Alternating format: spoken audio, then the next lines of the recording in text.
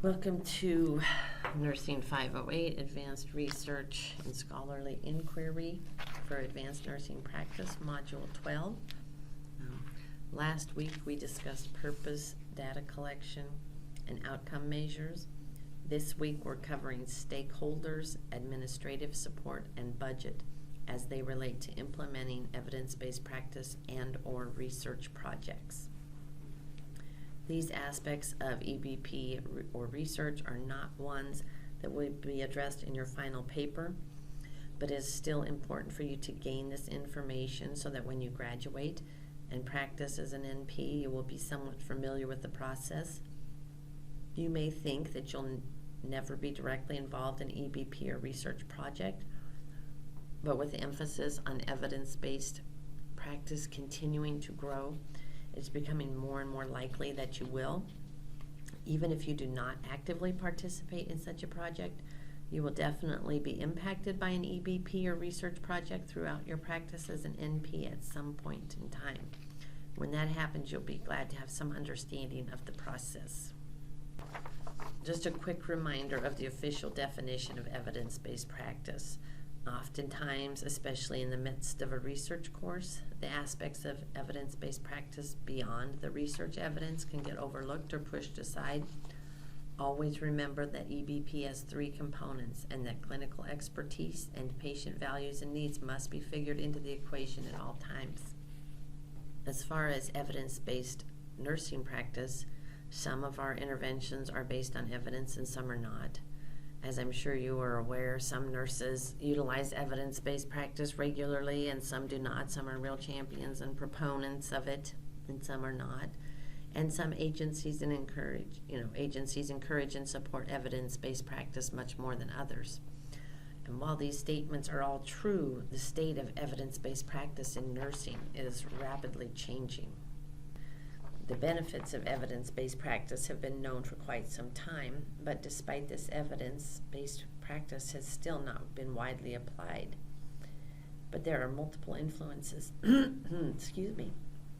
are enhancing the emphasis on evidence-based practice. The Joint Commission accreditation requirements and the magnet status criteria are just two examples of such impacts on evidence-based practice becoming more widespread. As nurse practitioners, you will be expected to promote evidence-based practice among other nurses, and they'll be looking to you for direction. Despite the recognized benefits of evidence-based nursing, there continues to be many barriers to its implementation. Those identified in the Grove text are listed here on this slide. Nursing lags behind many other disciplines in the amount of evidence available regarding our practice. This is increasing, though, as more and more nurses are involved in research and evidence-based practice projects. Much of the evidence that does exist is population-based and may or may not be successfully applied to individual patients. A common fear or complaint regarding EBP, which we discussed earlier this semester, is that it can lead to cookbook care, where individuals' patients' values, preferences, or characteristics are not considered. Resources are a common barrier to any change within the healthcare field. Resources required to successfully implement evidence-based practice include access to the evidence, such as journal or databases, knowledge and training on how to implement evidence-based practice, workload expectations. You need time to participate in EBP projects. You need the authority to enact change, which requires administrative support. And there's financial aspects, so you'll need financial support. And also agencies and facilities need to reward or motivate for EBP implementation. These aspects of implementing EBP can make or break a project. They can also serve to overcome many of the barriers that we just discussed and that were listed on the previous slide. This definition of stakeholders as anyone impacted by an EBP project or anyone with the ability to influence the EBP project's success was provided in last week's EBP article from the AJN, the number 8 article. Identifying and engaging stakeholders is a crucial step in successfully implementing EBP. but unfortunately, it is one that is frequently overlooked in the process. It is very important to be thorough when identifying potential stakeholders, as overlooking even one could prove detrimental to your project. Consider both internal and external stakeholders, those within your organization and those outside of it. Patients should always be included as stakeholders anytime a project has the potential to directly impact their care. These strategies are outlined in the EBP article number 9. I'd like to emphasize, though, that these are not to be approached as a check-done list. You will need to continue to apply these strategies throughout any EBP process, circling back around to the various stakeholders at each step to make sure that their questions and concerns are being addressed, that their input is being sought, and that they feel as if their voice is being heard. Of course, the strategies outlined on the previous slide and in the EBP article number 9 will need to be individualized depending upon the setting and the stakeholder.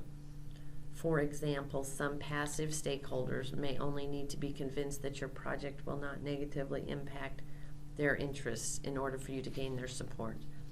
Active stakeholders will want to have a voice in the process and will be more supportive if they are involved in shaping the project from the onset. Anyone impacted by the project who is not given the opportunity to provide input may very well resent that and not support the project. Timing is of the essence in stakeholder engagement.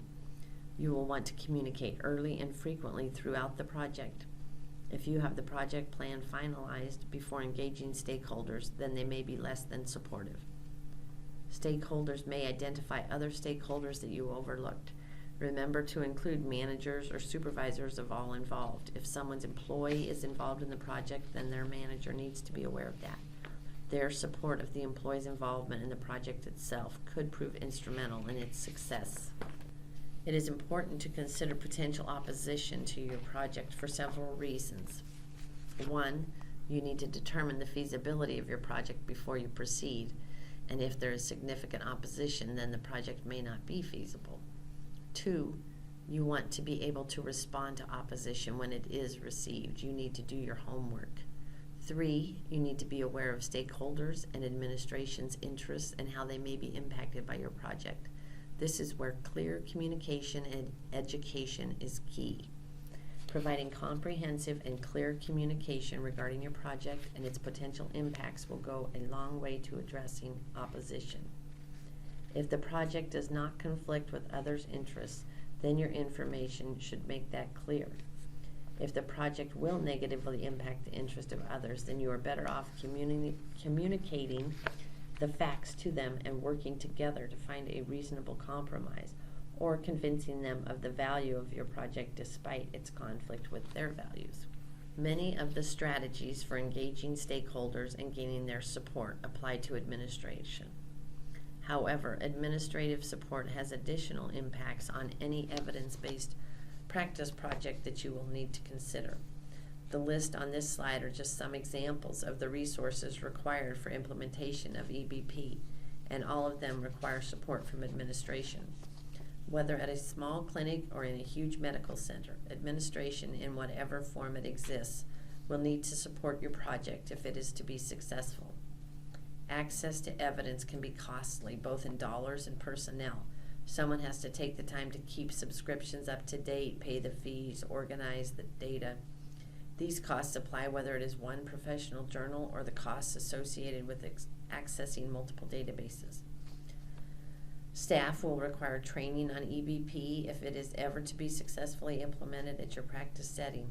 Training is costly, again, both in dollars and time. Staff in training are not providing patient care. Likewise, administration must be willing to pay salaries for time spent on EBP and figure those hours into workload totals. Administration needs to be willing to have change implemented by EBP teams. Without the authority to enact change, EBP projects would be a waste of time and resources. There are always going to be costs associated with EBP projects. Therefore, financial support of the project by administration is another necessary component to consider. Finally, administration will need to provide some reward or motivation to participate in EBP. This demonstrates that administration values EBP and it serves to get more staff interested and involved. As I mentioned, all EBP projects will have some financial costs. That is another reason that administrative support is key. Even a small EBP project will have costs associated with the time involved in exploring the possibility of the project, much less actually implementing them. Depending upon your financial prowess and your role related to finances within your practice setting, you may need some outside assistance to determine the actual costs of your project. There will be direct costs, such as any new equipment required, staff education, time and materials, etc. There will also be indirect costs, such as the time spent by the IT personnel determining how to access the baseline data required for your project. Unfortunately, savings, money not spent, is oftentimes more difficult to document than money spent. If applicable to your project, you will want to be sure to gather baseline information on costs pre-implementation for comparison with costs post-implementation. We've explored the benefits and barriers to evidence-based nursing practice and explored how these are addressed in the implementation of EBP. There are, as I'm sure you've realized over the course of this semester, many aspects to the successful implementation of evidence-based practice.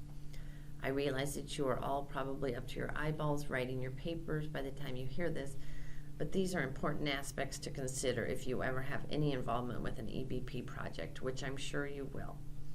Hopefully the roles of stakeholder engagement, administrative support, and budget in the successful implementation of EBP are somewhat clearer now. Please post any questions you have under the Course Communication tab. Have a good week and good luck with finalizing your drafts.